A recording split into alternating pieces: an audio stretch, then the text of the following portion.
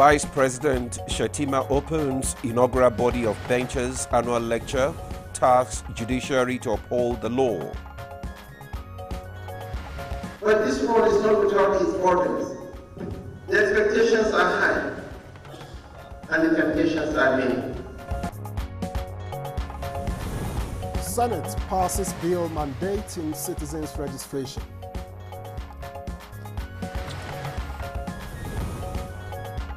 Pray that this bill will ensure that we have proper record and proper data to plan not just for the current generation, but for future generations of Nigerians. House of Representatives moves to strip presidents, governors of immunity. Everything we are doing here is to provide for uniformity. And on Good Morning Nigeria today, we discuss enforcement of laws on articulated vehicle movement.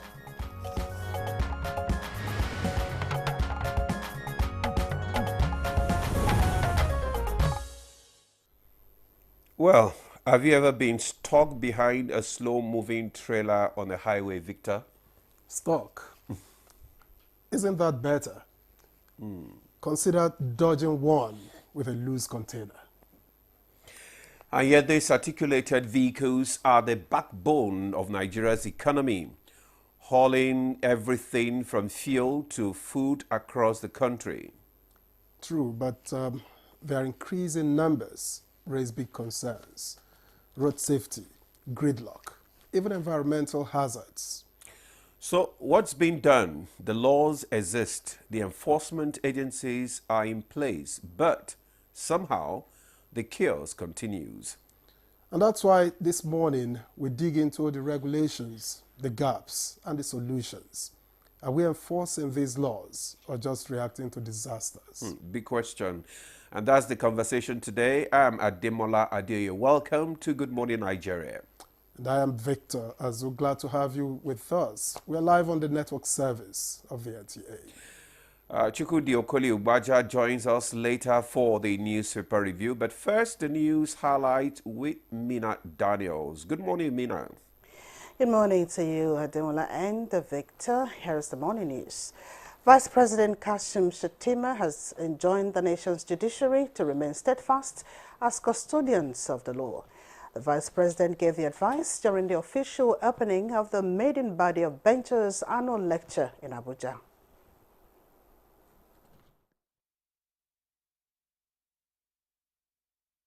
But this world is not without its burdens. The expectations are high, and the temptations are many. Yet I urge you, my lords and eminent jurists, to remain steadfast. To borrow the words of the eminent jurist Lord Atkin, justice is not a wasted virtue. It must be allowed to suffer the scrutiny of reasonable men. Well, promotion of law and order is an acceptable practice in every society, helping to facilitate relationships between people. When criminal offenses are committed by individuals against another person, they are made to undergo the process of law. Now the Nigerian government is putting in place a process to promote mediation and dialogue between offenders and their victims. The harmonized training manual is designed as a practical guide to equip justice sector actors with the necessary knowledge and skills to facilitate restorative justice processes effectively. Still talking laws, a legislative framework that would make registration of citizens compulsory has been passed at the Senate. The bill seeks to ensure the provision of a harmonious identity system in Nigeria that is free of inaccuracies, cost-effective, and in compliance with best global practices. Pray that this bill will ensure that we have proper record and proper data to plan not just for the current generation, but for future generations of Nigerians. Thank you. A bill for an act to alter the 1999 Constitution to define and spell out the president's immunity has scaled the hurdle of second reading in the House of Representatives. This proposed amendment also seeks to strip the vice president, state governors, and their deputies of their immunity in a bid to step up accountability in public office. Everything we are doing here is to provide for uniformity nationwide, so that state A will not go and say we have 2 years, and state B will say we have 3 years, so that it becomes an offense by any governor or anybody that will tamper with the local government system. The Free to Shine triple elimination campaign has been activated in the South-South geopolitical zone, further expanding the frontiers of current effort by Nigeria's First Lady, Oluremi Tinubu, to build a coalition against HIV/AIDS in the country. She flagged off the campaign for the region in Delta State. The aim of this target is set to see that 95% of the people who are living with HIV/AIDS know their status. 95% of those who are aware of their status are placed on life-saving antiretroviral treatment, and 95% of people undergoing treatment achieve viral suppression. We must deepen engagement with traditional faith-based institutions to address cultural and religious influences on HIV prevention behaviors. The federal government has declared Monday, 31st of March and Tuesday, April 1st, 2025 as public holidays to mark Eid al-Fitr. Minister of Interior Olubunmi Tunji-Ojo, who made the announcement in a statement, congratulates Muslims on the successful completion of Ramadan and urges them to uphold values of self-discipline, compassion, and peace. He calls on Nigerians to use the period to pray for national unity and prosperity while celebrating responsibility and supporting the less privileged. The minister extends Eid Mubarak wishes on behalf of the government, hoping the season brings happiness and fulfillment to all. And those are the highlights of the news at this time. Good Morning Nigeria continues with Ademola and Victor after the commercial break. Please, then go.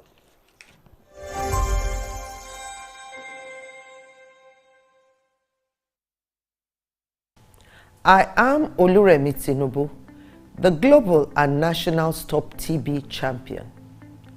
Many people have asked why I've chosen to champion the fight against a disease like tuberculosis. My reason stems from a deep personal experience.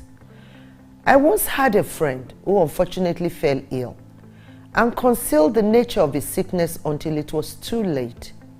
Eventually, after he passed, we discovered he had tuberculosis. Sadly, due to the stigma and discrimination surrounding the disease, he would not speak up or seek for help. His death was a painful reminder that we could have intervened and saved a life if only we had known earlier. Tuberculosis is an airborne disease that primarily affects the lungs, but can also impact other parts of the body. Being airborne means anyone, regardless of their social economic status, can contract it. In Nigeria, 1 person dies of TB-related illness every 7 minutes, amounting to 206 deaths every day. Globally, 1 person succumbs to TB every 25 seconds, which is a staggering 3,456 lives lost daily. These deaths are entirely preventable because TB is curable if detected and treated early. If you or someone you know has been coughing for 2 weeks or more, coughing up blood, experiencing night sweats, or losing weight drastically, it might be TB. Please visit the nearest government hospital or primary health care center for proper diagnosis and treatment. TB treatment is free in all government and some private health facilities. Let us also remember not to stigmatize or discriminate against TB patients or those who have been treated for TB. Individuals who have been cured of TB cannot infect others. I call on all stakeholders, especially the private sector, to join us in the fight to end TB in Nigeria. Together, we can make a difference. Remember, TB anywhere is TB everywhere. End TB by 2030. Yes, we can.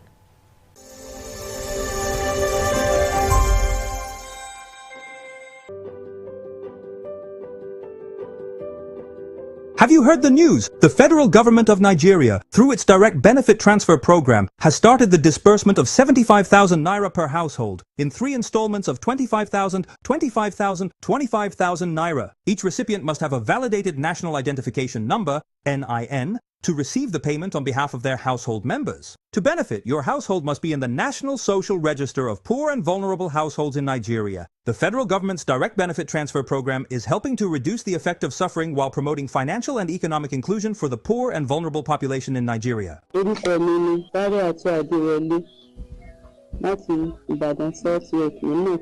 Ìjọba fún wa ní 75,000. Ọ̀nà ni mi àti káàdì láti lọ gbà. Nígbà tí mo sì gbà, mo fi ṣe nǹkan tó dáa, mo ra oògùn nínú rẹ̀. Mo ra oúnjẹ tí màá jẹ nínú rẹ̀. Mo sì wọkọ̀ mi náà ń bẹ. A sì fi yòókù ṣe ọ̀rọ̀ ajé pé ká tó máa rí dé bá. A dúpẹ́ lọ́wọ́ ìjọba wa òkè. This message is brought to you by the Federal Ministry of Information and National Orientation, Federal Ministry of Humanitarian Affairs and Poverty Reduction, in collaboration with the National Social Investment Programs Agency, National Social Safety Nets Coordinating Office, and the National Cash Transfer Office. At break time, when my champ needs to keep going, he's going to need his favorite snack, containing calcium, iron, and fiber. Milo Snacks, snack of future champions. Milo! If you want to become something, become a child again. Why be a patient? If you must worry, then worry about winning. Why worry about germs? When you come home, bring tales and stories. Why bring in germs? Shield your families from germs. When Dettol is a part of every household bucket, then you and your family can stay protected from up to 100 illness-causing germs. Everyday use of Dettol keeps my loved ones protected. The counsel of our fathers. I will urge and advise our younger generation to use talent and brain to sort out problems, not arms. Nigerian youths, let's build our nation together.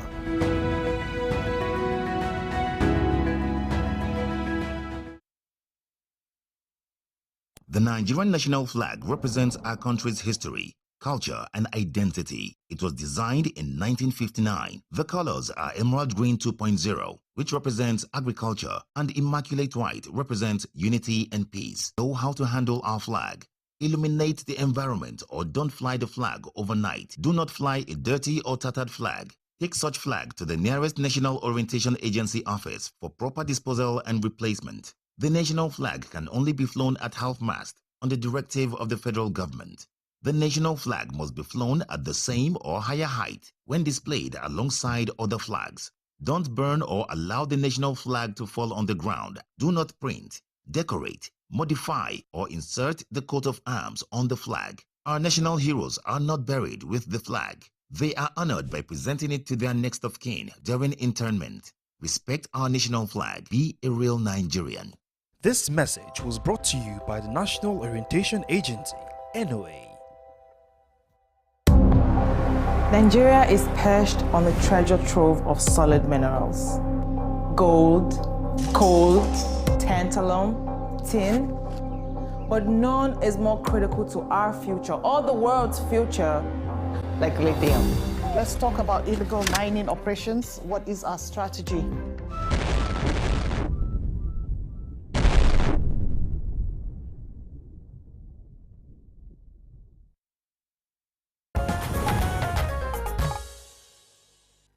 Thanks for staying with us. You're still on to Good Morning Nigeria on the network service of the NTA. Up next is Newspaper Review.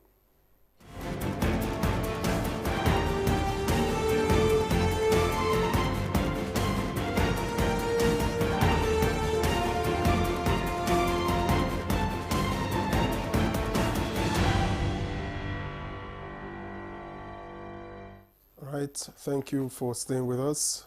Let me welcome Chukwudi Okolibaja to today's newspaper review. Good morning. Victor. How are you? Very Good well. morning. Demo. Yeah. How you doing? I'm doing great, and you? The two of you look crisp. As if you're just from the human mint. That should be God's factory. Perhaps. Thank you. All right, let's begin the review with the Daily Times. And the major story here reads, Fireworks as Senate moves to immortalize Nwosu. That story is on page 2 and of course refers to Professor Humphrey Nwosu, who died recently. And just after the picture story, halt downturn in ethical standards of legal profession, CJN charges body of benchers. You get details of that on page 5. And on page 5 still, you have 26,000 children held in correctional centers annually. That's credited to the Minister of Interior, Olubunmi Tunji-Ojo.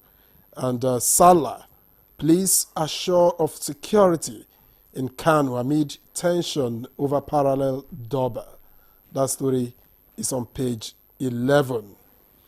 And just finally on the front page of the Daily Times, reps investigate 5% road maintenance user charge.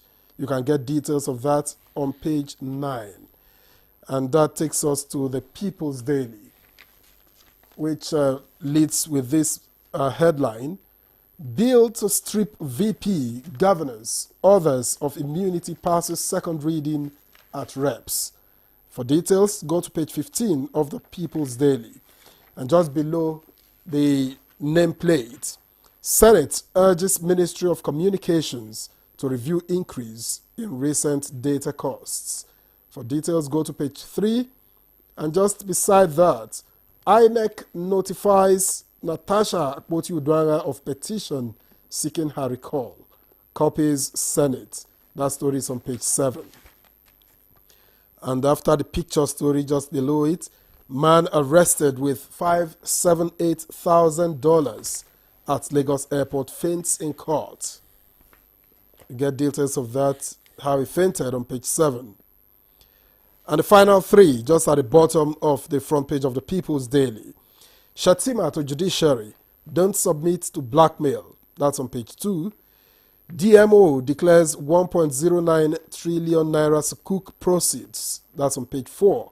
And still on page 4, we are intensifying efforts to standardize made in Aba products. That's according to SON. Again, that's on page 4. Demola. Okay, thank you, Victor. I have the Daily Trust newspaper with me. And just below the nameplate, Lakurawa kills 2 customs officers, 1 other in Kebbi.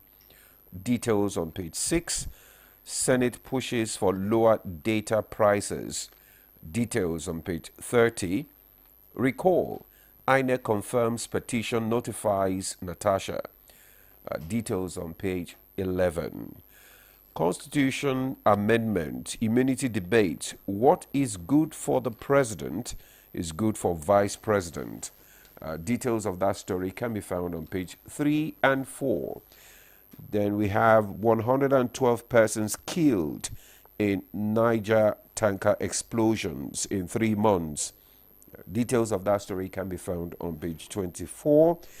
CJN raises concern over unethical conduct of lawyers. Details on page 5. Niger's Chiani sworn in for 5-year transition period. And that's details on page 6. And then we have the front page picture where the Vice President, Kashim Shettima, Chief Justice of Nigeria, Justice Kudirat Kekereekun, alongside others during the official declaration of the maiden body of Benta's annual lecture and public presentation of the report on the directions of Legal Practitioners Disciplinary Committee in Abuja yesterday. Chooks. 113 persons killed in Niger tanker explosions. 112. Yes. And you naturally return, that's a grim harvest. And you're talking about the deaths of human beings. Were they could these deaths have been prevented? Prevented, that's a I good can question. assure you that at least half of those people would not have died. I think some of the deaths were preventable. Remember, we had just about 2 weeks ago a similar situation in Abuja. Sure. The problem I have with these situations is that even as you complain about that which should not happening, the next occurrence is a matter of when, not if. That's not good for us. It means that we're paying lip service to things that are at the core of human existence. An organism must preserve its own life. It's a biological fact. So let's work towards it. CGN raises a concern over unethical conduct of lawyers. When I look at the judiciary, I've been reading a lot of things, insinuations, people are intoning things and all that. I don't know how true those accusations are. Down there, Shetima to judiciary, don't submit to blackmail. The Nigerian situation is one in which it is not the action men are taking that will really bring about a change in how we live our lives. It is for us to visit integrity on any stipulation or law or policy we posit or put in place for ourselves. A bad editor is a bad editor. Let him paste factuality, fairness, accuracy, objectivity, and balance behind his desk. If he does not have integrity, his stories are not going to the things that ennoble society. The same thing goes everywhere. It is good for all these things people are talking about concerning the constitutional amendment to go on. But when we do not bring integrity into life and living, it's all lip service. So it's okay, fine. Let us do what we can to at least get the structure right. Because they will tell you that in the United States, it is not as if scoundrels, bad men are not there. It is that the system is arranged in such a way that you cannot get away with certain things. So to that extent, maybe these things we're talking about would work. But the final tally is one that percolates everything about decency of the human character into the well-being of the people of Nigeria. It's one of the issues that were discussed yesterday. That's the way I see it. You know, it's one of the issues that were discussed yesterday. I mean, it all boils down to the mindset. Yes. Changing the mindset, Changing the mentality the mindset. of living and let live. That is the thing. Those things we read. Did you go to the farm after school in pants in those days? And then you see one big lorry. Honesty is the best policy. And we will all echo it. Necessity is the mother of invention. There was one in Yoruba. I never knew what it meant. Oloru haiku or Oloru something. Demo, please. What, you have murdered it. Okay, so the next, the Senate is pushing for lower data prices. Demola, I don't know how data vanishes from my phone. You just murdered it. Okay, whatever I did, I murdered it. You can reconstruct it. Okay, that's your access. Senate pushes for lower data prices. Demola, it is not just that the tariff has increased. The data itself is vanishing. It's reducing.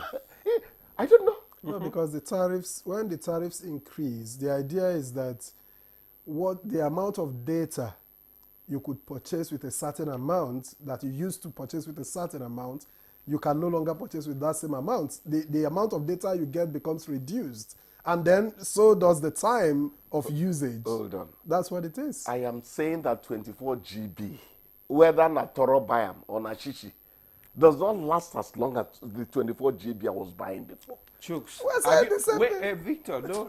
Have you noticed that most of the items that you buy now, despite the fact that the prices have increased, but the quantity has reduced? You remind me of the woman at UK Market who stuffed things under the you just buy, what our conscience will say, that dustbin basket. All these fizzy drinks, you just buy tomato them. no rich as it's supposed to be again. Yes, But buy the fizzy drinks, you find out that you just have the bottle and you are paying 500 naira. Have you not noticed? The same thing with all these canned food like sardine and all that. That you find 3 or 4 before. Now you just get just 2 little ones in the can. Where is this leading us? I don't know. And they have increased the FCCPC prices. has a lot of work to do because I've been elsewhere outside this country. You see same products that we have here. You see it elsewhere. You imagine why is ours like this and theirs is like that. The quality is much better, whether in taste or quality just and look. quantity. We lost conscience. so- We lost conscience. There must be an ethical reorientation, revolution, renaissance in this country for us to move. Well, it's not just this country. Obasanjo was saying the other time that democracy has not worked in Africa. I disagree with him a lot because it's not democracy that is the problem. It is the attitude of men to democracy. What is it about democracy that does not encourage you to have a good life? Why is it working? We are the problem. Why is it working there and it's not working is it here? working perfectly though? The thinkers, Plato, who proposed the idea of democracy, we also predicted Victor, its lapses it is and working. the eventual fall of democracy. The Germans have just conducted an election. That's just 3 weeks ago. Within just 9 hours, everything was there. It's working for them. Why is it that ballot boxes are still being snatched even when card reader, or what are we using now? Plato Chooks, said it's it like will work for every. it's It like will this work Af- same way for every Chook, clime Vic- and for every people. It's like this African proverb. It's like the danger with this generation is that they want to eat dinner in the morning. They want to eat dinner in the morning. They want to make it in one day. Demola, the people who leave billions for their children, I call them fools. I'm sorry. What are they going to use their life to do if you leave so much money for your children and all that? Well, Chooks, that's a story for another day. Thank you for coming. Gentlemen, thank you so much. Yeah, we'll take a break Have a now. good day. Good Morning Nigeria continues. Stay with us. Nigeria, ready to breathe cleaner air and save money? Let's talk about gas. Drive with CNG, the smart, cost-effective choice. Fill up for less and travel further. Save money, save the planet. Switch to LPG for cooking. It's cleaner, healthier, and better for environment. Say goodbye to smoke and eye problems. Do you know Nigeria is a gas nation ranked 9th globally with over 209 trillion cubic feet of gas reserve? Gas isn't just for cooking and driving. It powers industries too. Cleaner, cheaper, and more efficient. And the best part, conversion centers are popping up everywhere. It's never been easier to switch to gas. Join the cleaner energy revolution. Choose LPG for cooking and CNG for your vehicles. Clean energy for brighter future. This message is brought to you by the Office of the Honorable Minister of State for Petroleum Resources, Gas, supported by the Nigeria Midstream and Downstream Petroleum Regulatory Authority, NMDPRA. If you want to become something, become a child again. Why be a patient? If you must worry, then worry about winning. Why worry about germs? When you come home, bring tales and stories. Why bring in germs? Shield your families from germs. When Dettol is a part of every household bucket, then you and your family can stay protected from up to 100 illness-causing germs. Everyday use of Dettol keeps my loved ones protected. The Nigeria Coat of Arms is the official seal that represents the authority of the Federal Republic of Nigeria, hung on the wall behind the seat of the principal officer of the government, supported by the portrait of the serving president of the Federal Republic of Nigeria. It has 7 features. The black shield stands for Good Earth of Nigeria. The silver wavy band stands for the confluence of rivers Niger and Benue. The 2 white horses stands for dignity. The yellow flora is a common wildflower throughout Nigeria. The red eagle stands for strength. The wreath is in our national colors of green, white, green. The motto, unity and faith, peace and progress, is written on a beautiful yellow ribbon, and it's a maxim for all Nigerians. Be a real Nigerian. The counsel of our fathers. My advice to these young people is please do not take us back to those harrowing days. You probably do not know what it is. Nigerian youths, let's build our nation together.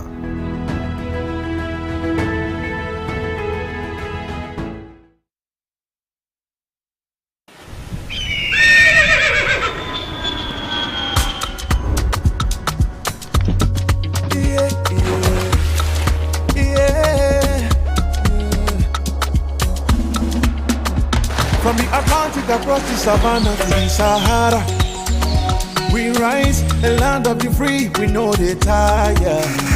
We dream great, our spirit is undying. Resilient, rooted like palm tree, we sway in colors, with undying demand. We make solutions, we ignite passion, yeah. Ethnicity is unique, we have more than just a nation. We are Nigeria, we are Nigeria, strengthened in unity. We know they carry lives. We are Nigeria, we are Nigeria. Together live the dream of a land with great destiny. We are Nigeria. I am the real Nigerian. Brought to you by the National Orientation Agency, NOA. Welcome to Silver Oasis. Silver Oasis, a TV series dedicated to aging and older persons in Nigeria. Be part of this series and discover the transformative programs crafted to give a new lease of life to our senior citizens, courtesy of the National Senior Citizen Center. The National Senior Citizen Center is the oasis for the senior citizens. For thought-provoking discussions on aging, geriatric social care, and issues that matter most to our senior citizens. Silver Oasis. Silver Oasis. Silver Oasis. Tune in to Silver Oasis on the network service of the NTA every Saturday at 10:05 p.m. Silver Oasis, improving the quality of lives of senior citizens.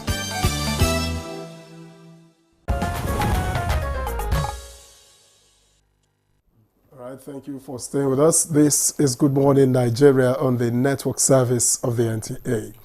To begin our conversation, which borders on the enforcement of laws on movement of articulated vehicles. Here's a background report put together by our correspondent Ibrahim Hamidu.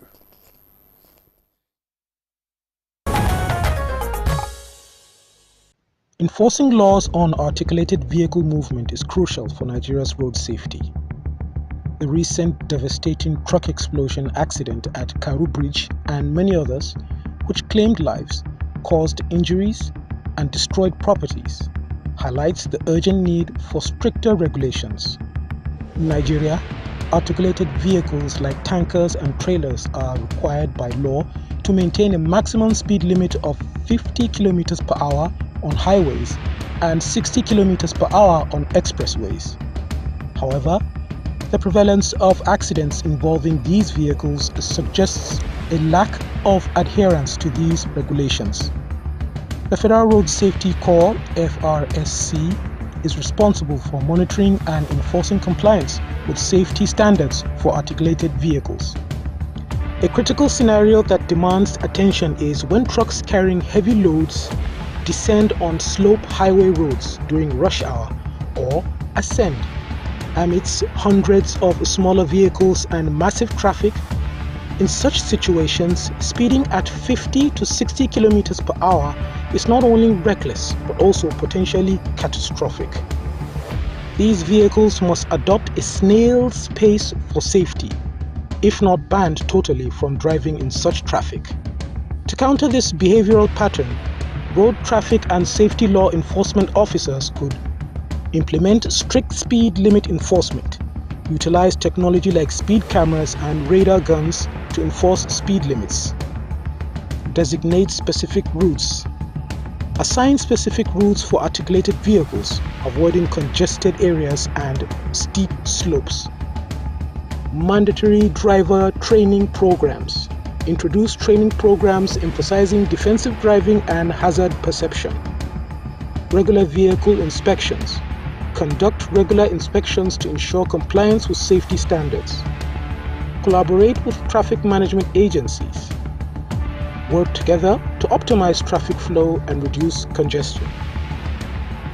Law enforcement experts will discuss the challenges and strategies for effective enforcement of laws and articulated vehicle movement in Nigeria, and how to prevent accidents like the recent Karu Bridge tragedy.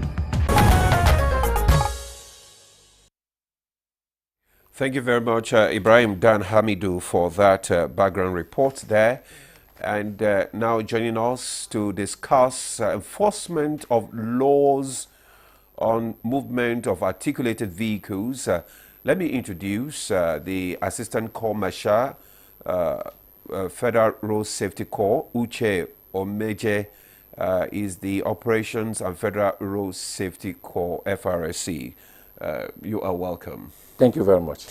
Also joining us in the studio is Dr. Bello Abdulateef, Director, FCT Directorate of Road Transport Service. Dr. Lateef, you are welcome. My pleasure, sir.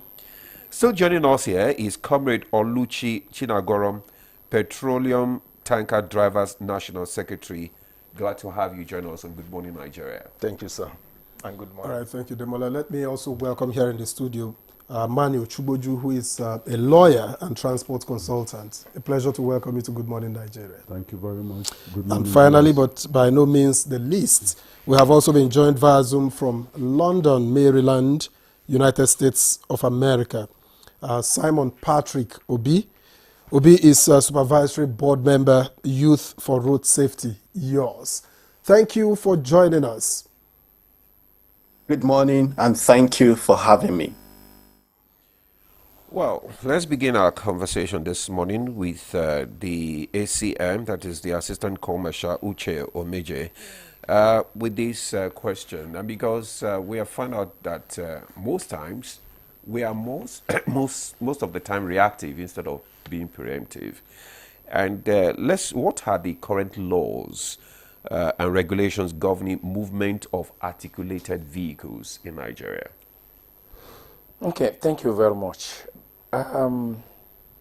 Funny enough, when you're looking at the movement of articulated vehicles, and I listened to the prologue before we came on air, the speed limits were clearly highlighted for highways and for expressways.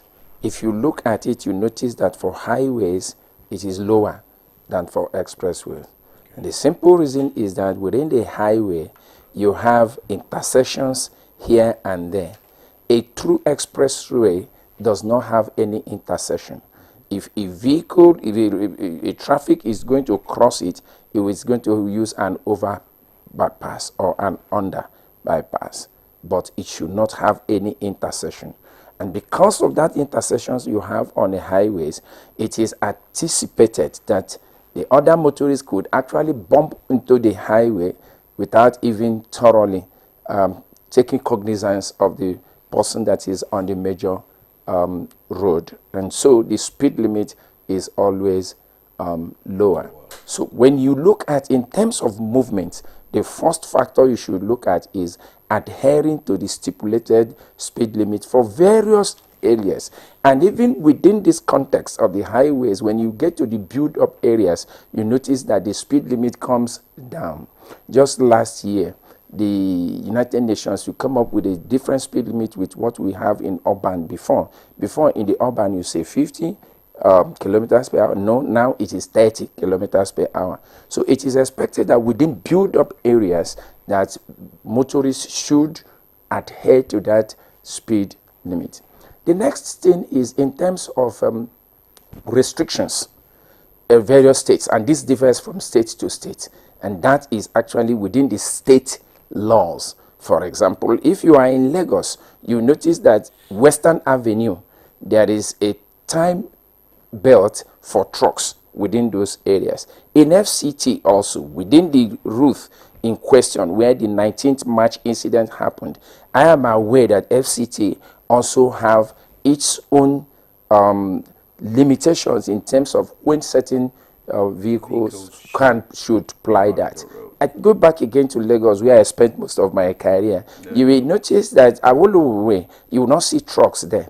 It is prohibited that trucks don't use Awolowo. From Alausa, let's say radio, up to the Allen Junction, up to the Keja Bridge, you notice that trucks don't use those roads. It's delineated, no entry for trucks. So there could be specific restrictions like that at built-up areas and at certain routes. That is the movement in terms of rail movement within the context of the law. Okay.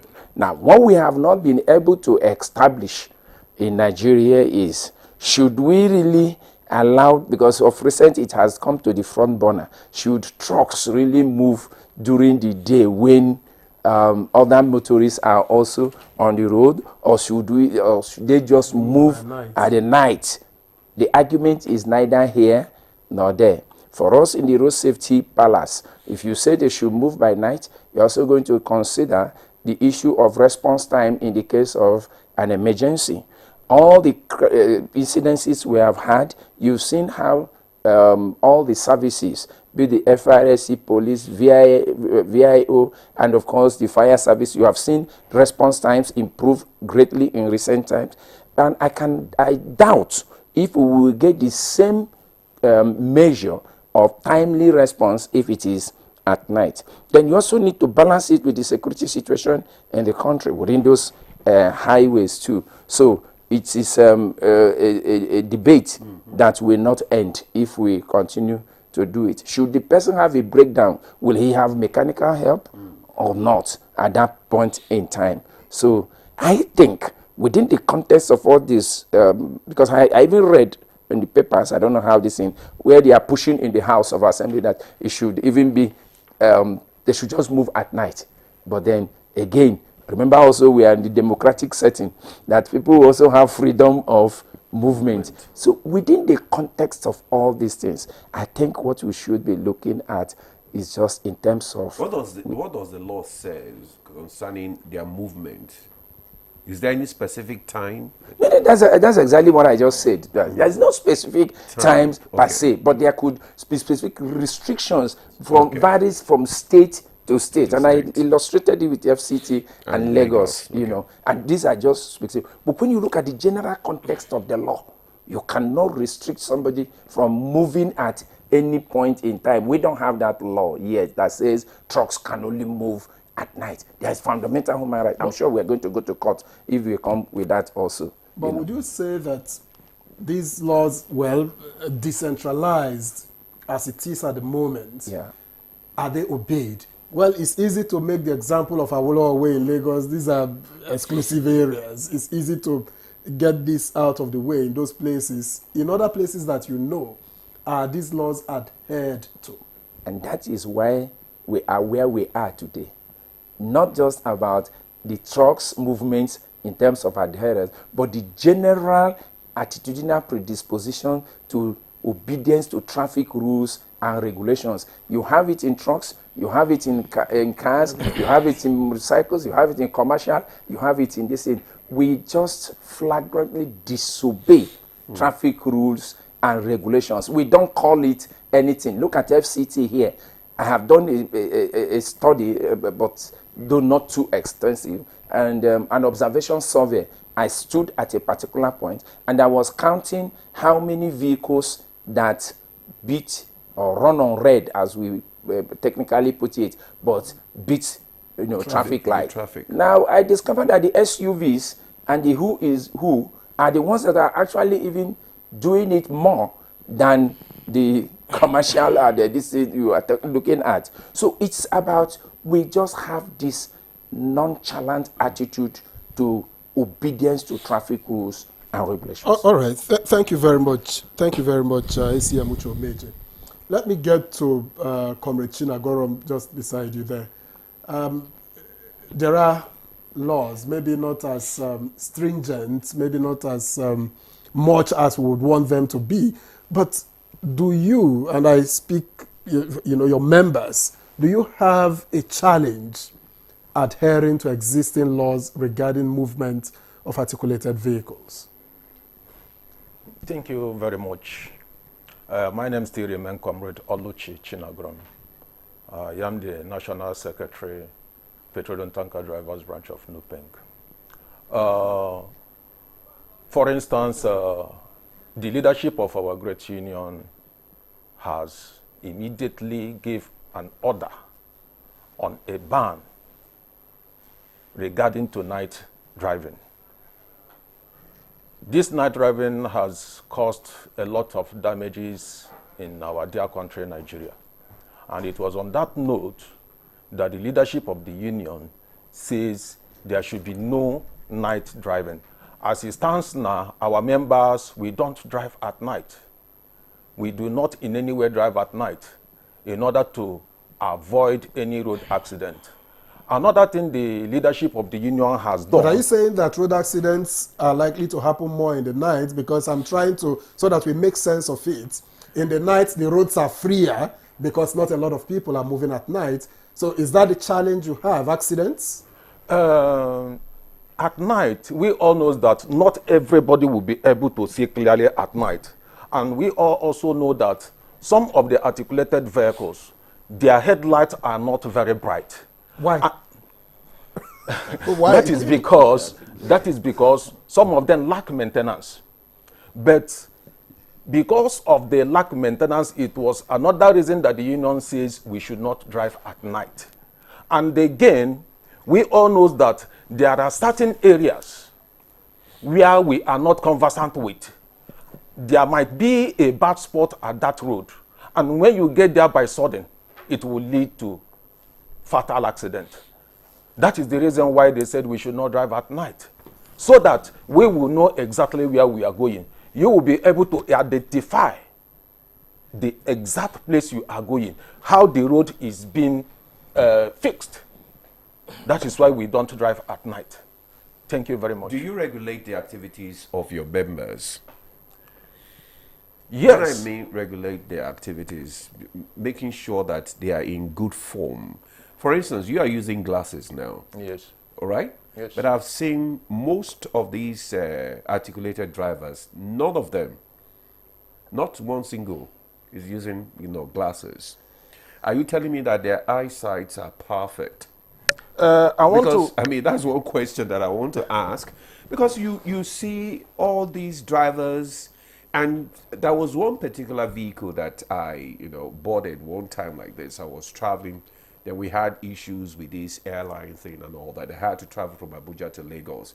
The man couldn't see. I had to be looking. Okay, stop. We are almost hitting that car. It was like the two of us were driving that vehicle until we got to Lagos.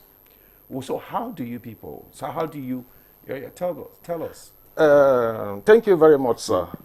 I want to clearly let you know that the leadership of our union had an engagement with Leadway Health Services across the country with over 2,000 hospitals to give our members adequate medical care when the need arises.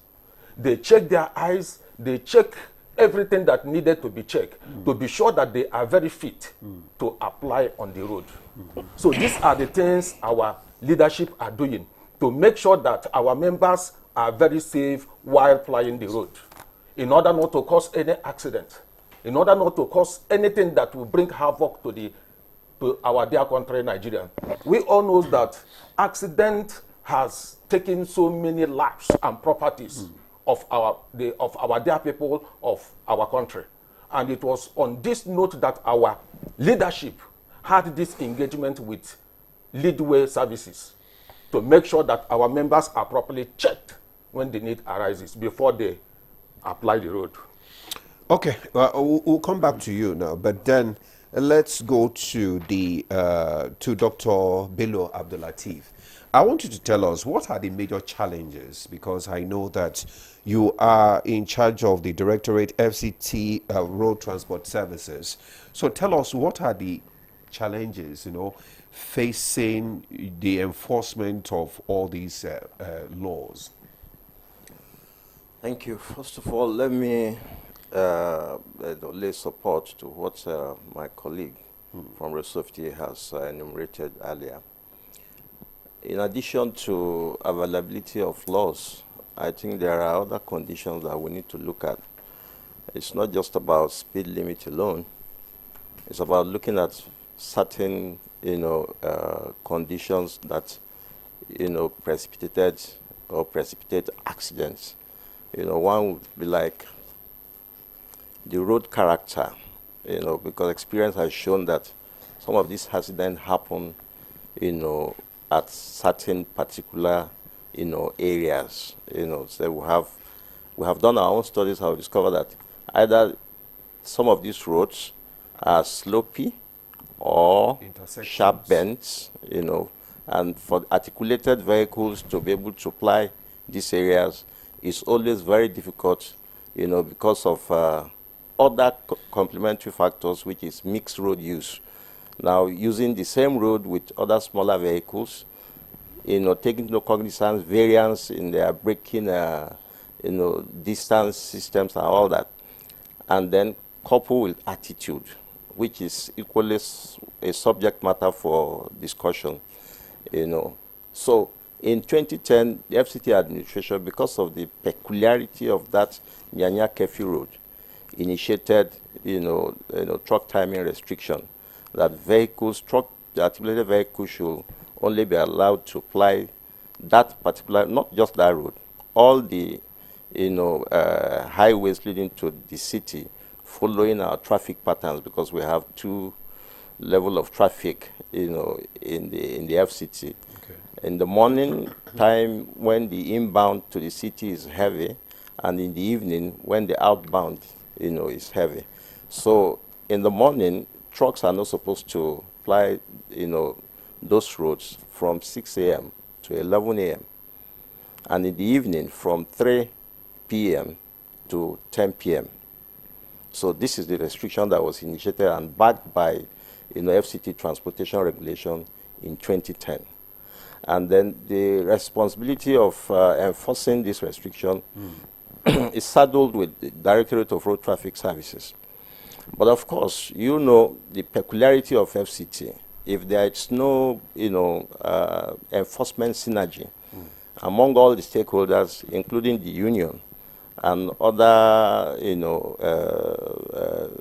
security agencies, it's going to be difficult, for one agency to, monitor and then enforce the regulation. We've been doing our best since the initiative of this truck restriction in 2010.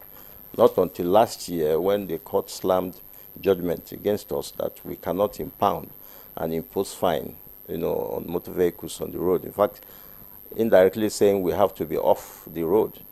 But for us, we have been doing, a lot of, enforcement management to still keep our, officers on the road so that we don't allow, total breakdown of traffic law and order.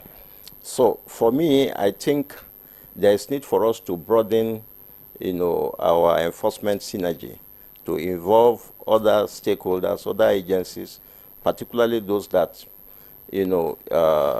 have, checkpoints, at all these strategic areas of the highways. That is the military, for instance.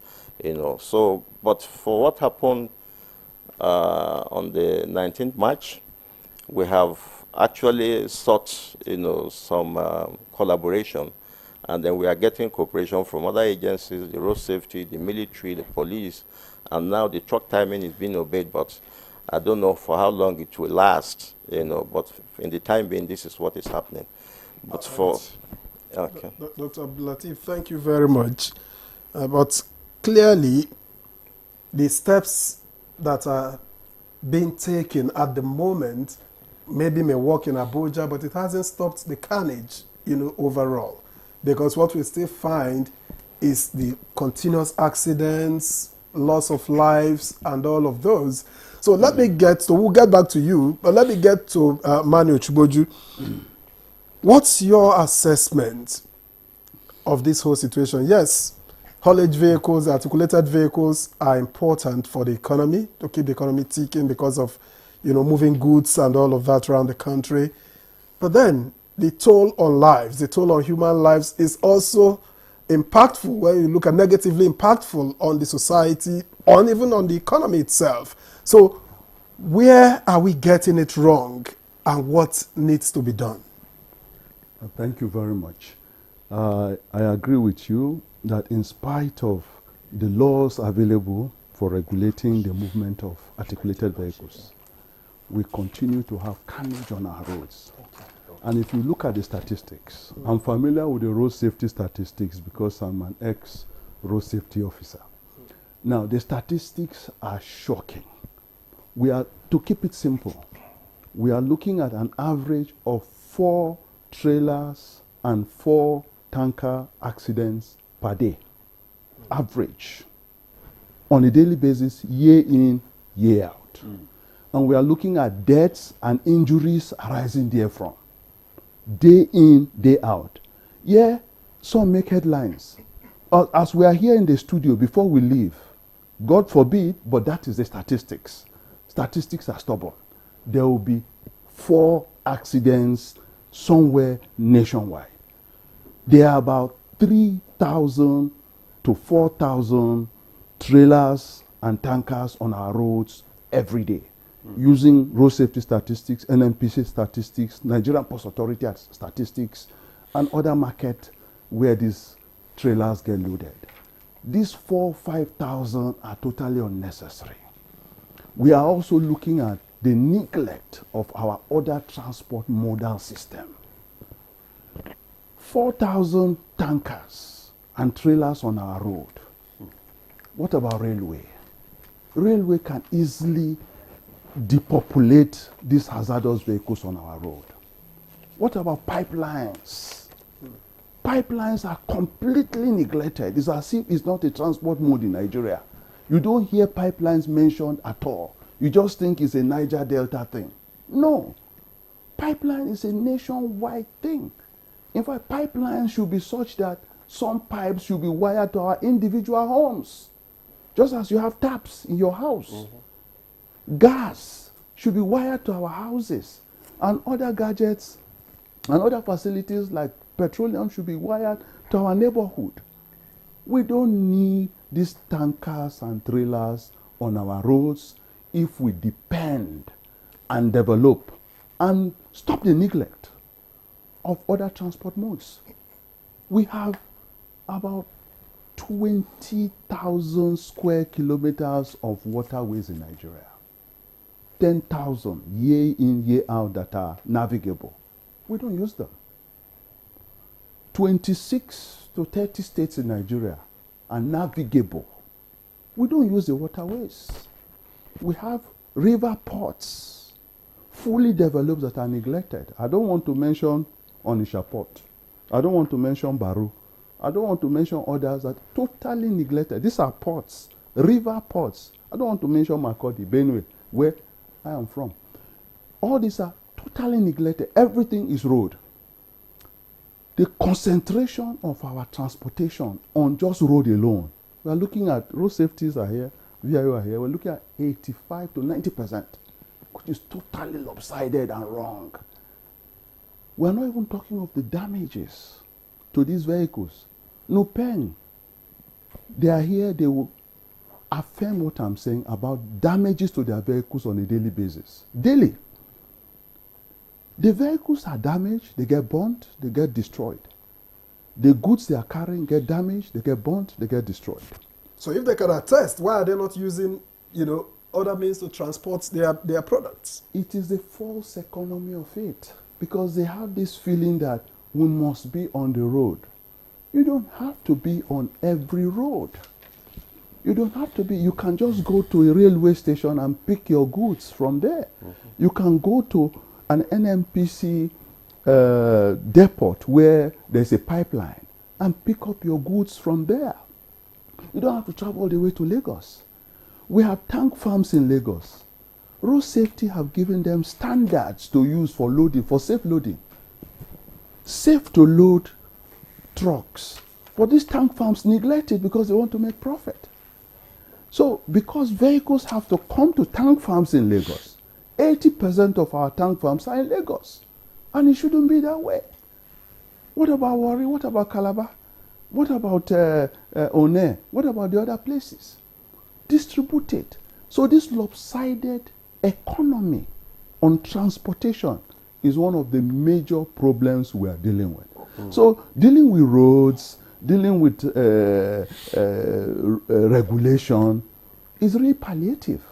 It's really palliative. The fundamental issues, the neglect of our modal transport system, intermodal.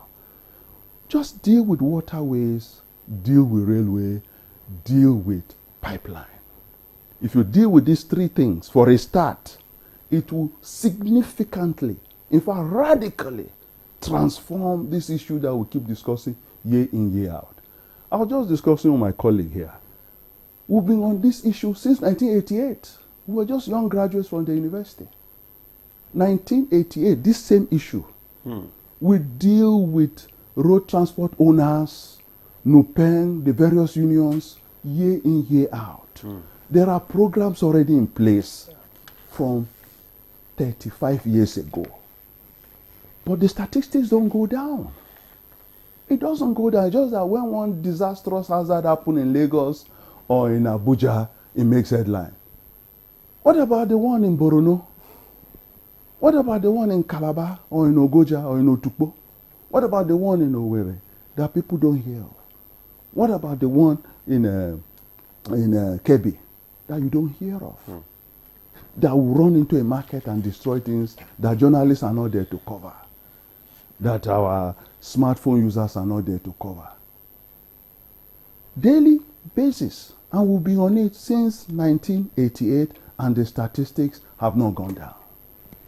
All right, thank you very much, Barrister Mani, for your opening remarks there. Let's bring in our Zoom guest, Simon Patrick. Let's hear your perspective on these articulated vehicles. What are the gaps that you have observed in the current regulatory framework, and how do you think they can be addressed? Well, thank you so very much for that important question. First, the gaps that I've observed, and it's not just related to Nigeria, but it cuts across, but more in countries, in low-income countries such as Nigeria, is that road safety is not an interesting subject. It's not an interesting subject because these things that happen on our road are all preventable and avoidable. That's one thing we should all be aware. I mean, the stakeholders on the studio have clearly stated some of the approaches, and there is no basis to dwell on that, but to just pay attention around the interest of road safety. I believe personally that it has come of age that our roads system, or the safety and emergency situation, need to be declared on the road. And it is clear, if you look at the statistics of people that are being killed on our road on a daily basis, they are staggering. We're losing human beings, we're losing our valuable resources. Transportation is the biggest or the most vital aspect of every country economy. It drives issues such as, it drives economic activities such as market, school. It connects people to job opportunities and boosts the economic of nation. According to the World Bank statistics, if you look at the amount of resources we lose on a daily basis, or country lose on, as a result of crashes on our road. It is enormous. Countries lose as much as 3 to 7% of their annual GDP. And if you put that in currency, that's billions of dollars. And so we can reduce these losses by increasing interest, because at the end of the day, we're losing life, which is our valuable lesson. We're also losing our road infrastructure. Imagine a situation where the president or minister or even local government chairman, when they approach the traffic light, they stop before the traffic light. Imagine the lives that will be saved as a result of that just gesture.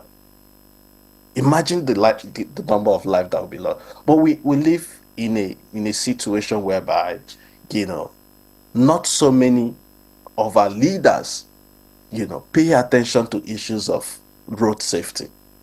And that can also be seen in the level of investment that goes into road safety. And then when you look at the budget of the Federal Road Safety Corps, it is nothing to write home about. And I'm saying this because I have worked in this sector for almost a decade, and I see the gaps, and I see what they're passing through. Nigeria is doing well by being one of the very first country to have a lead agency at the Federal Road Safety. Kudos to Nigeria, but there is a lot that needs to be done in terms of showing interest, in terms of increasing investment in this sector, in terms of acknowledging that road safety is such an important area of our economy that can boost all aspects of our economy in terms of job creation, in terms of increasing income for the government, and everything. Everybody on the studio drove to the studio. And that is reflective of every aspect of our life. Everybody uses the road. And so for the government not to pay attention to this critical sector in terms of investment, in terms of increasing budgetary allocation, it doesn't make sense. And the situation with articulated vehicle is not one that is not talked about. We saw what happened at Karu Nyanya Road a few weeks ago. We are seeing from your report. We also saw what happened in Niger State. Over 100 lives were lost, and these are reoccurring cases. The question is, what are we doing to stop this? There are evidence-based approaches that countries have put together to mitigate cases like this. And I'm not going to talk about some of the ones that have been mentioned, but I'm also going to highlight, things like, designated route and restriction, time restriction. These are low-hanging, safety protocol that we would need to, adopt. And this policy doesn't just have to be in the FCT alone. It happens in the FCT in the last few weeks. We've seen it happening in Niger State. It has to be a national policy. There has to be a national policy, especially in high-risk area. Especially in high-risk area, in areas that has been identified as black spots. It has to be like that, because we're losing human beings, we're losing life. Every year, according to WHO, we're losing almost 40,000 lives on our roads. The data are there, the evidence are there. The question is, what are we doing to mitigate this? And so it has to be an interesting subject. That is my advocacy. It has to be a sector that is well invested in. And that is what countries that have achieved great success in road safety are doing globally. It has to also... Okay. Thank you, Simon Patrick Obi. Thank you for your contribution. Clearly, of course, having gone first round, it looks like there are several issues. We are talking about the state of roads. We are talking about not obeying laws. We are talking about developing other aspects, of transportation so that you free up the roads a bit. But let me ask, of course, word on the street, many argue that, reckless driving is the major issue because we are dealing with enforcement of laws and we are talking about, roads because that's pretty much what we have at the moment. But how much of it, Uche Omeje, how much of the challenge is due to bad roads? And how much of it is due to human factors? Before we go into the issues, what we don't have, well, we may not begin to emphasize at the moment. So how much of it is human error? How much of it is the road, from your experience? If you go through all literatures you can lay your hand on, you will see it, that the predominant factor is the human factor. Studies have shown 85 to 90% is purely at the doorstep of the human factor. And who are these human, when we are looking at human factor, what are the elements involved? The key element is the driver. He is not alone in it.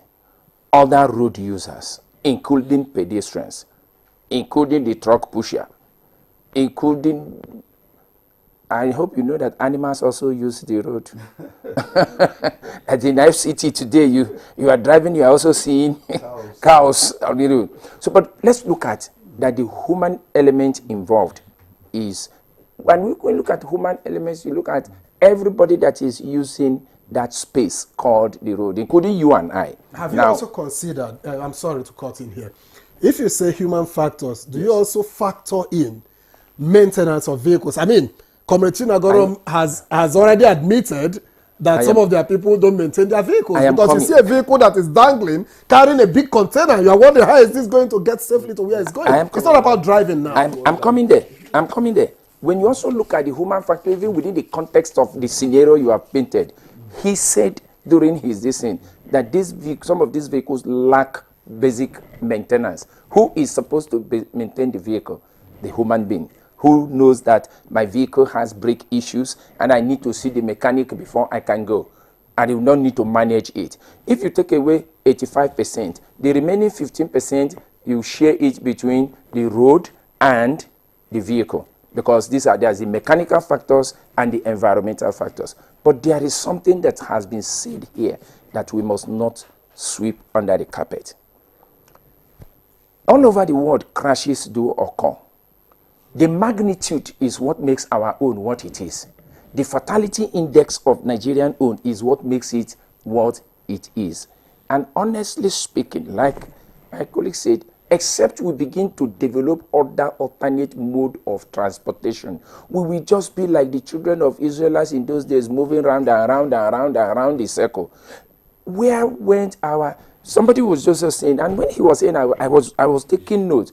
The truth of the matter, you did ask, I say, why are they not exploring this other mode of transportation? You can only explore what you have. You do not explore what you don't have. Where is our narrow gauge? We started building the standard gauge. And I was happy when the thing started, people can now commute from Lagos to Ibadan. And suddenly that is the end of it. Why have we not continued with that standard gauge and connect all other? Must I come to... the one in Lagos still working? It is. It's still working? Very perfectly working. At the toll gate? From Ebute Meta, you can take it up to Ibadan. Okay. You understand? But why are we stopping there? Why have we not? Must I come to Abuja by road or by air? Okay, you have Abuja to Warri. Go to Itakpe through this. Yes, it's working. Why are we not continuing with it? Do you know the population that travels by these two ones that I've just... Where went our narrow gauge? That one distance can just take about 100 or more of these tankers that we are talking about. Nigeria is a very funny place. While we are battling with this, every day you see security agencies arresting somebody that they went to go and vandalize our rail. That one that we don't even have, they are vandalizing the one we have. To be honest with you, the road mode, if it has been a human being, by now you will be crying that you are killing me, that you are killing me. So we need to actually really explore other modes of transportation. Let me tell you what other countries have also done. In Netherlands, they have canals. They have canals, artificial canals meant for mode transportation. In those places where you have low incidences and fatalities, you see how they explore other modes. The non-motorized transport sector, must we all drive? He said something, he said we all drove here.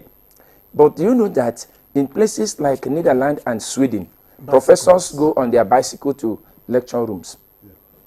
That's just it. And you see clearly delineated cycle tracks. You see clearly delineated walkways for pedestrians. I think even most of our low lifespan now in terms of this, because we have even jettisoned issue of walking and all those, which improves the cardiovascular health for us to even live longer. So we cannot run away from all this. But one thing I want to say is this. In all these things we are saying, there's a deficit somewhere, and we need to start working on those deficits. In some of these countries that we are mentioning, government is not the one providing everything. Why are we not exploring build, operate, and transfer? That is what you see all other places. The government own is to provide the enabling environment. And if you ask me why investors have not come into Nigeria to invest in the transport sector, it's because we have not provided the enabling environment. That will make me to ask a question. Where is our national transport policy document?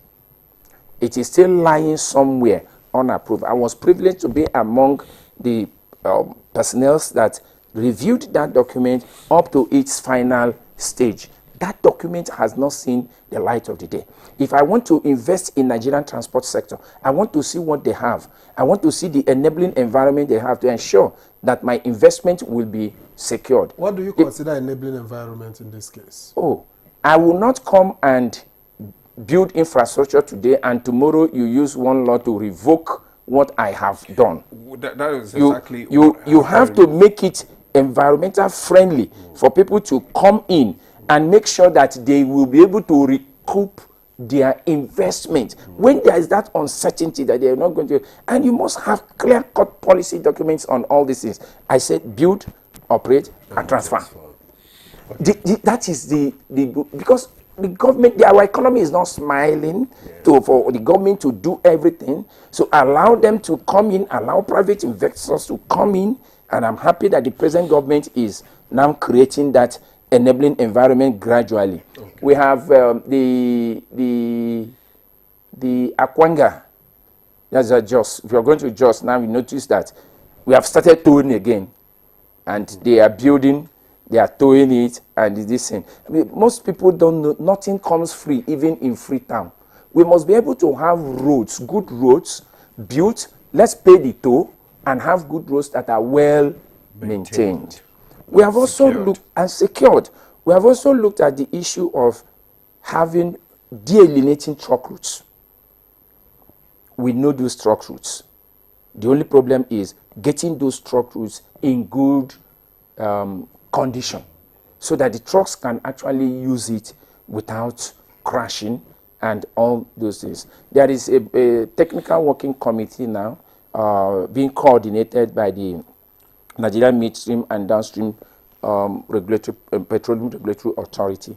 And in that committee, we're looking at, because Ministry of Works is also there, we're looking at FRSC, Ministry of Works, and other stakeholders. Can we take a look at all these truck routes and see how we can actually come with clear-cut truck routes until we begin to develop our rail system the way it should be, and now have these trucks so that all trucks must go through those routes. Why some of them avoid those routes is because, in all honesty, those routes are not in the best of the conditions. But the good thing is we are seeing that we are going somewhere as a government now, that maybe sooner than later there will be light at the end of the tunnel. But we need to be very, very serious about it. But if we do all of these things, yes, and we don't have vehicles that are well maintained, how are you going to stop the carnage? Comrade Chinagorom Are you enforcing, the maintenance of vehicles amongst your members? Yes, we are doing that.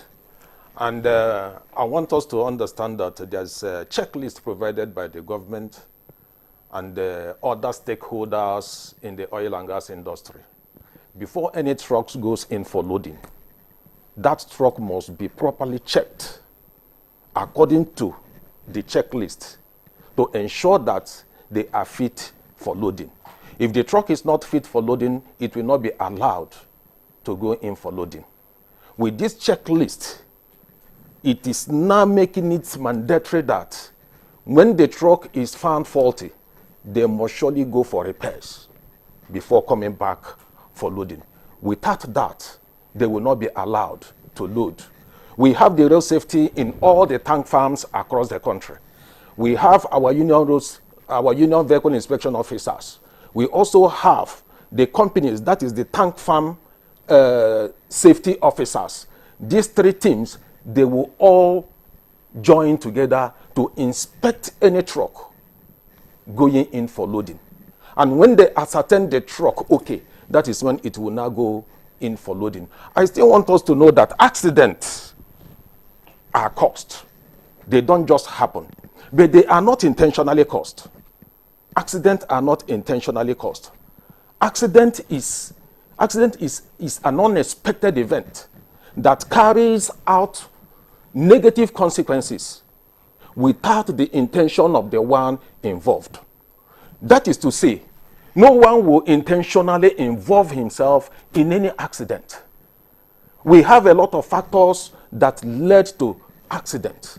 Just like the road safety has mentioned, we have human errors, mechanical failures. We also have the environmental factors, even inadequate safety measures. All these things contributed to road accident. But what our union is trying to do, what they are doing, is making sure that the trucks are properly maintained. The trucks are properly maintained. And again, like I said before, it's not only about the truck. What about the human element, the human factor now? Now you said earlier that you train your members. Yes. Do you collaborate with the FRSC? Of course. In the training, because yes. it is important, because what kind of training do you give to your members? We give them training on safety.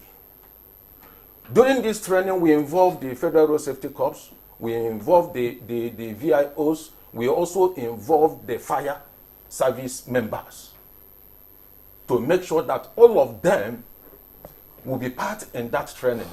All of them will also make speeches concerning safety on the roads, making sure that drivers drive to save lives and properties. Because when that is not done, their lives are in danger. So this training will help to make sure that accidents are mitigated, if possibly completely stopped. And but this training, we don't see it in their, their manners in which they drive, when they are in the city, because they are always intimidating, all the lower cars and all that, because the moment they just get to the road, they just want to push you off. They can drive against traffic and dare you on your lane to keep coming. Training. Do you have your members besides the FRSC and others? Because when I say collaboration now, that you also monitor them. You understand? Yes. You're on the road monitoring their activities besides the FRSC or the other agencies of government. Do you monitor their activities? Yes, we monitor the activities of our members while plying the road. We have our task forces across the country at strategic places, making sure that they drive according to the rules and regulation of the country. We have them, we have our task forces across the country. With these things, we all know that we have individual differences. And because we have individual differences, the way I live my life is not the way you live your life. Some of those things are the things that are affecting the drivers while plying the road. But the leadership of our union is making sure that our members adhere to the directives of Federal Road Safety Corps and the government at large to make sure that they are We very hardly safe. see that because when you drive behind or beside or in front of a articulated vehicle, your heart is in your mouth. It's like, I just... Your heart is skipping. Your heart is... Just let me get past this. He even admitted Yes. that they don't maintain the vehicle, so I don't know where Because the you just want to maintenance leave comes this... from. Not that we don't maintain, we maintain. We maintain, like I said before, my life differs from yours. There are some times a truck owner might want to manage. And you allow them. We don't. That is why that checklist is involved. We don't allow that. But they end up on the roads. They end up on the roads, we see them. That is why I said accidents are not caused intentionally. They are caused as a result of maybe deplorable state of our road, environmental factors, the inadequate safety measures. Now, I want to even ask, do you also involve the owners of these articulated vehicles? Yes, we do. When you are having this workshop and trainings, because the owners too must be involved, so that they will know the kind of danger when they put a vehicle that is in bad shape on the road. Because most times Nigerians are, some Nigerians, don't let me say Nigerians generally, some Nigerians, they are just after the money. How much are you bringing, on a daily basis and all that, but they are not concerned about the condition of the vehicle and also the state of mind of the drivers. When these trainings are going on, we don't just involve the drivers alone. We also involve the truck owners because they are also involved. They must be there because they are the owners of the truck. The resource persons will also educate them to make sure that their trucks are properly maintained before going in for loading. So they are also involved. Okay. All right. Comrade Oluchi Chinagoro, we gather that you have to leave by 8:30. Yes. So we just want to thank you very much for your contribution. Thank you, and sir. I hope that you will keep on speaking to your members because all we want is safety on our roads. Yes. All right. Thank you for coming on Good Morning Nigeria. Thank you, We'll sir. take a break now. Good Morning Nigeria continues. Stay with us.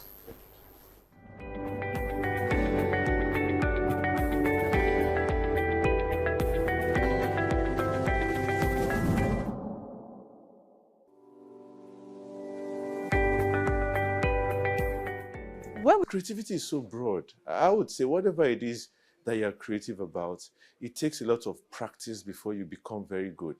So if it's something you intend to pursue, it's something you have to keep doing. You have to keep practicing. It's not going to be an overnight success, which a lot of people look for.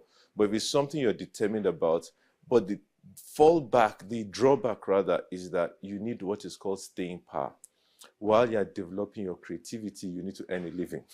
So I know that's where the conflict usually comes in, especially with the hardship in the country and all that. But I think a lot of encouragement from the private sector to create incubator hubs. We've had some of those in tech. We need those across various sectors as well. Incubator hubs where these ideas can come in, be developed, be encouraged, be funded, and then we can expand it from there. Content creation, while it may sometimes get a bad rap, I think it's actually very important because we have to see ourselves. We have to see ourselves living our lives. We have to show and share our stories. I think that's very important. Now, the job after that is to be able to digitize those stories into something that can provide data and insights, that can ensure that we can be able to support whole-scale industry in these spaces, to ensure that the amount of money that each content creator is getting exceeds what is currently happening for many content creators. The same content creator who lives in Nigeria will be earning less than a content creator who's living in the US or the UK or Japan. And we've got to also bridge that gap, because most of that is being driven by the ability of the consumers to pay for those goods, and also the pricing that many of these platforms have. So I think this is not the job for the content creators and the young people. This is a job for people like myself in the ecosystem, can help support the right pricing, to advocate for the right policies, to support economic development for consumers who want to consume that information and that content. And even beyond content creation, we're seeing that many people are stepping in behind the camera. They are producers, editorial, they are graphic designers, they are in technology, but maybe not in front of the camera. And what we want to say is also, we need those people too. We need those stakeholders involved. And the job of many policymakers, DFIs, is to ensure that the strategic investments get there, the collaboration gets there, and we're deliberate in how we're saying we want to support innovation in our continent. There's an age group where your brain function is at its maximum, and that's the age group we call the youth, isn't it? So we need the youth, the younger generation, who have the energy, the imagination, to be equipped with the proper education, the proper tools, the proper encouragement, and then take what innovation they bring out and turn it into mainstream developmental ideas. So you find a lot of things that are invented by people in school or straight out of school. We need our patent laws to work so that they can earn a living from their imagination. Once the imagination is just for a one-year festival or an event, then it's not worth it. Somebody creates something, we need to get our patent laws to work, we need to enforce them, and then the private sector can use those patents to develop things and encourage more people to be more creative. Back in the days, yes, you had to be an engineer, a lawyer, a doctor. Today we have programmers, we have AI specialists, we have people that are doing ethics on genetics. Those things didn't exist 50 years ago. So there are new areas that need to be explored. The question really, apart from the parenting, does our educational curriculum cater for what the needs of the world will be in the next generation? Because our curriculum is dealing with the issues of the past. We need the government and the private sector to redo the entire educational curriculum to be forward-focused, not retroactive.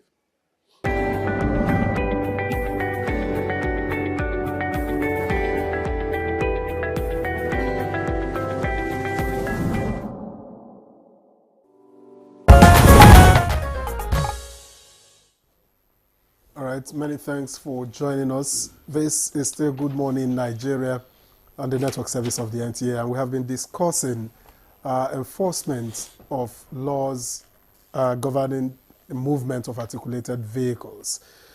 Well, we're getting into the business end of this conversation. Let me get back to Dr. Bello Abdul-Latif. A lot of issues have been raised regarding the human factor, regarding the kind of vehicles that are on the road, the age of the vehicles, lack of maintenance, and all of it. But how do we find a solution if we have not been able to develop the rail sector enough to divert?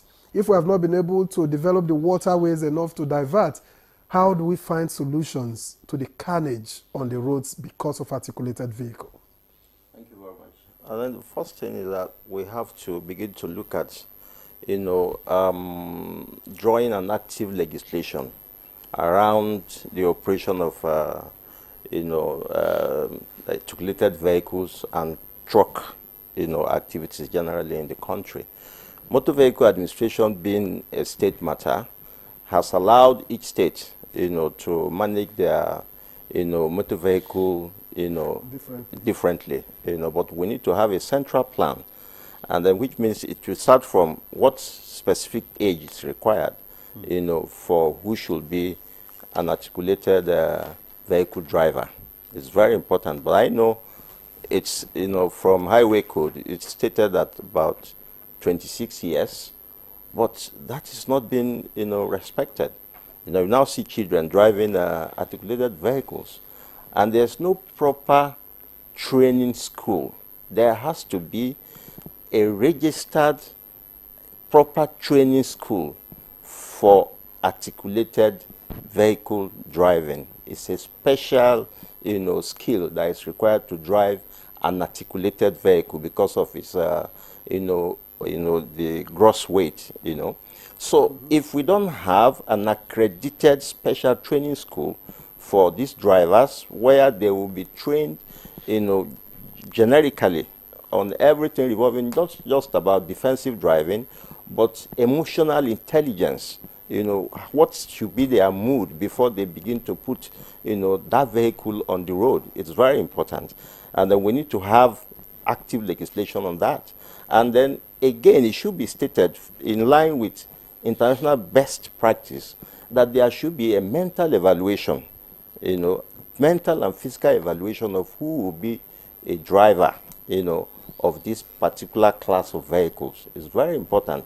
And until we have a harmonized and expanded, enforcement synergy, that involve all security agencies once this active legislation is enacted, so that it can be driven by, it doesn't have to be road safety, it doesn't have to be VIU, it doesn't have to be police. There should be a synergy, because until that happens, it's still going to be very difficult for us, to regulate the activities of this particular class of drivers and vehicles. And secondly, we should begin to look at our, urban planning. It's only in this particular climb that I see that, community opens directly, to the highway. But it's not done in most developed climes, You can't, like going to the airport now, for instance, you see, communities opening, even government offices opening directly to highways. And if you do that, it will generate secondary activities on the road corridor. And then if there is an accident, the collateral damage will be extremely, extremely high, like what happened in Niger State of recent, So we need to begin to understand that there has to be, a security buffer between a highway and even the fence, seeding a community away from highway on trunk roads. If all these things are, actively legislated upon, I think it will go a long way in mitigating the menace of the articulated vehicles and road crashes that we have been having in the country. Okay, Barrister Mani, besides strengthening the, the regulations and the laws concerning these highways and movement, what other means do you think we can adopt? What about, thinking about maybe employing technology, use of technology to leverage on it to improve the enforcement of laws on our roads? There are actually regulations for the use of technology. There are regulations for the use of weighbridge, for example. That the weight of vehicle, how much load can a vehicle carry, the axle load. The regulations are there for enforcement nationwide, but there are not enough weighbridges in the country. The few weighbridges that are available are non-functional. So again, it comes to what Dr. Latif mentioned about enforcement. There are not enough weighbridges. You mean you have already technology like electronic tracking system and CCTV? Oh yes, road safety has tracking system. Tracking system. They have tracking device. They have guns. They have tracking systems. Okay. Yes, they are there. So what's happening? Even some fleet owners have tracking systems. They can track their own vehicle. Some fleet owners, a few, not many. To know where they are. Yeah, to know where their vehicles are, so they can track them. Those are there. VIO, when they want to track, they can track. They have those technology in place. Various technologies are already in place. It is the availability of it and the accessibility of it. And sometimes the functionality of it is not even functioning. The technology is there, but it's not accessible or functional. And that defeats the purpose of having them. In many cases, like the various states, they have them, but they are not sufficient. They only have them maybe in the state capital. So most of these states are big geographically. Most of our states are big geographically. So you only have technology in just the state capital.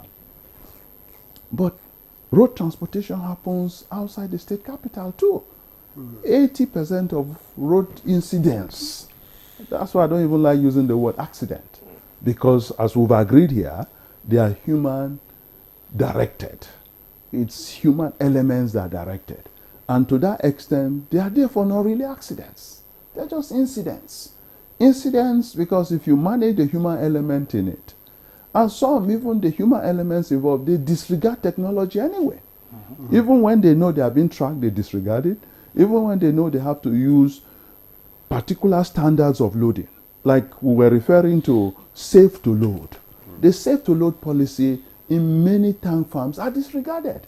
And only very little technology is involved. You check the roadworthiness of the vehicle, you check the axle weight, how much it can carry, you check the brakes, the lights. The comrade that left here a few minutes ago agreed that some of their lights don't work, and that's why they don't drive at night. Why should your light not work? Huh? It's one of the essential elements of maintaining your vehicle. All the lights should work. Your brake light, your headlight, you name it. They must work. So when vehicle owners are telling you their lights don't work, so they don't drive at night, well, it gives an indication of the general attitude as regards maintenance. And that's the larger part of the challenge that we have. And I want to bring in Simon Patrick Obi, because if laws work in other climes, why do they not work here? We have a lot of laws, a plethora of them, but we don't enforce, and we don't even obey a lot of our laws. So what is missing, Simon Patrick Obi? What needs to be done? We can talk about laws from now till next year. If the laws are in place, will they be obeyed? If the laws are in place, will they be enforced? How do we get out of this? We have beautiful laws, but the problem has always remained enforcement. And I think the reason that is happening, it also, I will keep using the word interest, because this is what we have, found out to be a major issue. The political will to begin to focus in this area. We don't get to see the kind of political will and interest from all stakeholders, and we live in a nation whereby we think that accidents are orchestrated by demons, by evil spirits, but we've seen evidence have also shown that these crashes, they are not called accident, by the way. They are called road traffic crashes. They are all preventable and avoidable, right? And so the missing link is that interest. If there are political will, if there are interests, then we see investment. This investment would push for enforcement, right? But we've also seen cases where there are no much, awareness. People are poorly informed in terms of what is actually the case. Like if you ask an average Nigerian accident, and the next thing you would hear them say is that these things are demon orchestrated cost. But from the conversation we've had so far in the studio, we've seen that bulk of this is caused by the human factor. And so if there are greater awareness around, these are not caused by demon, these are caused by us. We are responsible for this. Then we will begin to see change. And then not just, we talking about it, but let it be a conversation that it's all stakeholders across board need to champion, right? But it has to come from the top. It has to be the effort. The government has to be proactive. When I mean the government, it has to be the government from the highest level. In countries where we've seen that road safety is improved, we see that governments are championing that discussion.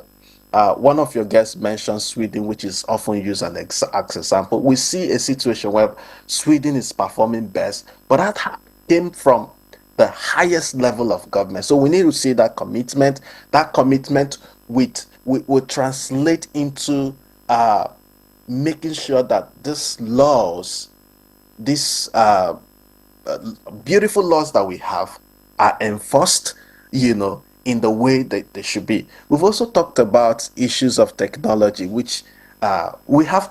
I hear that we have technology, but we don't see them, every day. If you have those technology only in Abuja and other states or other remote areas, you don't have that. I mean, you wouldn't say that you have those technology. So I mean, those technology needs to go beyond the capital city, right? They need to be in the remote villages, in places, especially where these crashes happen. And then the common link, speeding is the biggest contributory factor to crashes.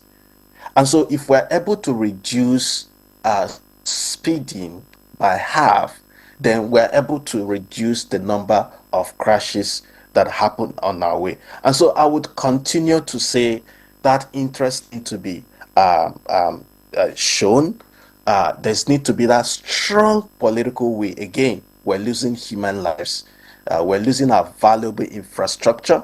We're losing our access, and transportation is the major driver of our economy. And we need to understand that if we improve transportation safety, then we're improving standard of living, we're improving our economy, we're saving life, and we're enhancing productivity, job creation. And of course, this would also generate a lot of income and save the government a lot of valuable resources, in addition to all of the beautiful strategy we've mentioned in terms of roadworthiness.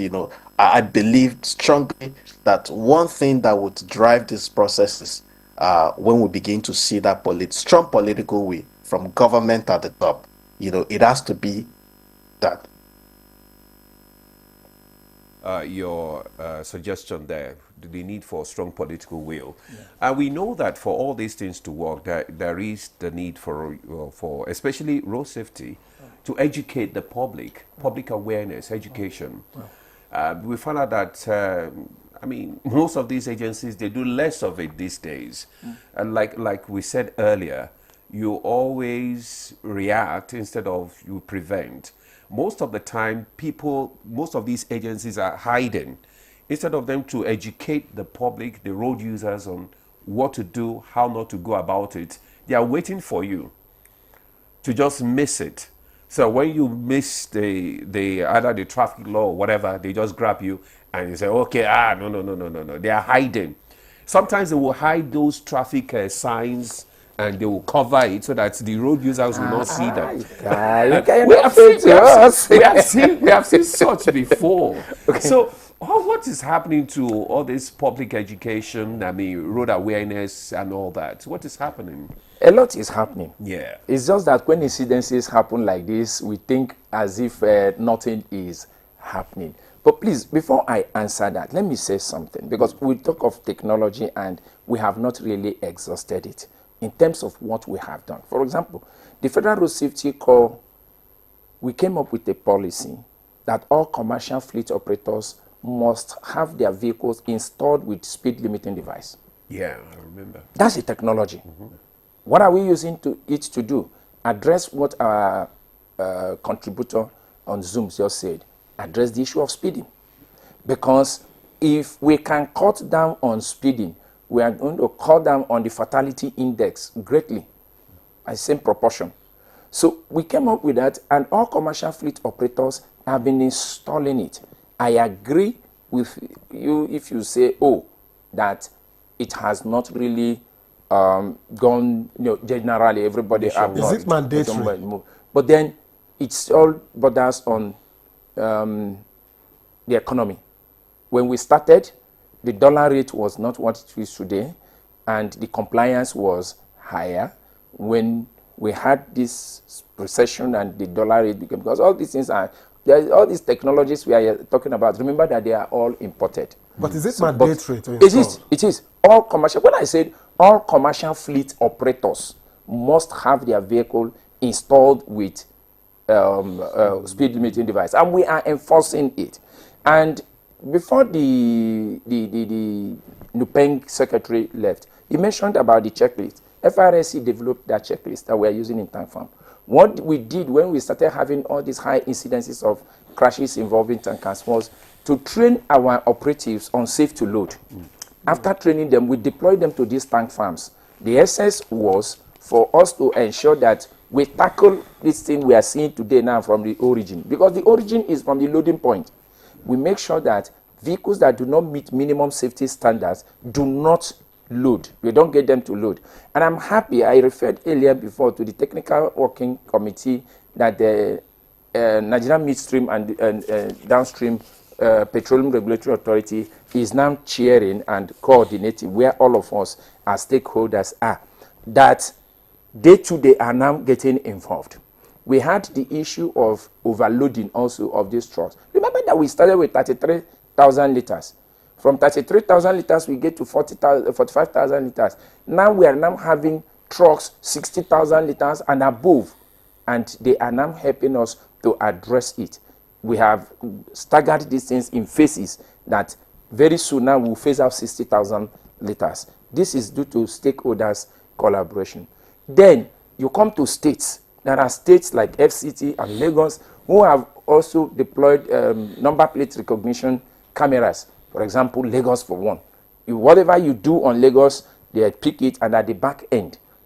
And you cannot do all these technologies without what FRSC have done. We created a robust database because all these technologies. Because of time, you need to just round it up. An issue of the awareness you are talking about is a daily thing.